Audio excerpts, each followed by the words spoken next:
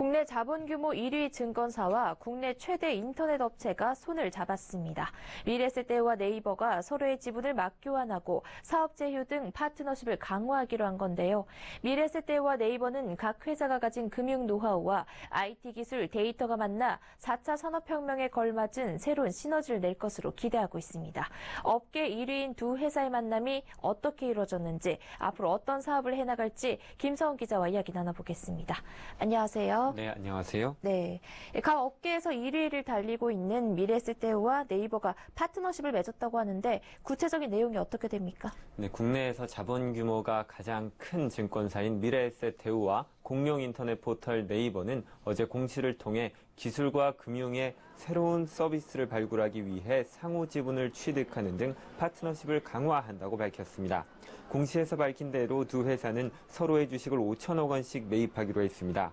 구체적으로 살펴보면 어제 종가 기준으로 미래에셋대우는 네이버 지분의 1.71%에 해당하는 56만 3,063주를, 네이버는 미래에셋대우 지분의 7.11%인 4,739만 3,364주를 사들이기로 했습니다.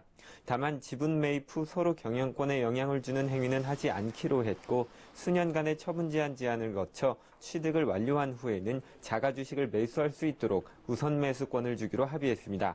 네이버가 이번 제휴로 미래에셋대우 자사주를 매입함으로써 미래에셋대우의 자기 자본 규모는 기존 6조 7천억 원에서 7조 2천억 원 수준으로 늘어날 예정입니다.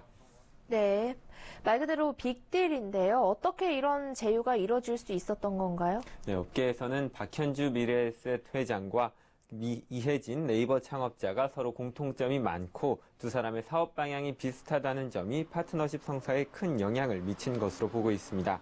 이혜진 네이버 창업자와 박현주 미래에셋그룹 회장은 모두 회사를 창업해 각 업계 1위로 키워냈다는 공통점이 있습니다. 두 회사는 또 국내 기업 중 4차 산업혁명에 가장 발빠르게 대응하고 투자하는 회사라는 공통점도 있습니다. 이미 한 차례 제휴 경험도 있는데 지난해 12월 미래에셋과 네이버는 1:1 매칭 펀드로 500억 원씩 투자해 총 1,000억 원 규모의 신정상 기술 펀드를 결성한 바 있습니다. AI, 로봇, 사물인터넷, 가상현실 등 성장 가능성이 큰 분야의 기술 스타트업을 발굴하기 위한 펀드였는데 이 같은 협력이 이번 파트너십 강화의 발단이 된 것으로 풀이됩니다.